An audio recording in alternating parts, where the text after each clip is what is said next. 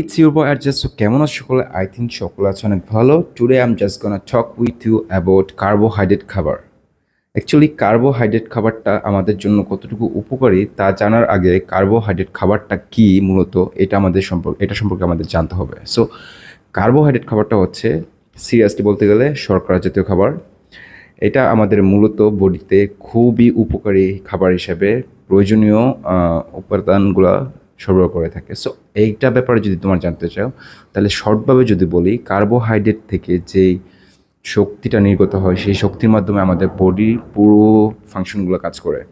মূলত হচ্ছে একটা কম্পিউটারের যেরকম চলতে গেলে ইলেকট্রিক ওয়্যার অথবা ইলেকট্রিক লাইনের প্রয়োজন পড়ে, ইলেকট্রিক শক্তির প্রয়োজন পড়ে, সেম দ্যাট আমাদের ব্রেনে গ্লুকোজের মাধ্যমে আমাদের ব্রেনের পুরো প্রয়োজনীয় শক্তিগুলা কাজে লাগানো হয়। সো গ্লুকোজ হচ্ছে আমাদের ব্রেনকে চালানোর মূল চালিকা শক্তি, আর গ্লুকোজটা একমাত্র আসে হচ্ছে কার্বোহাইড্রেট খাবারগুলোর মাধ্যমে।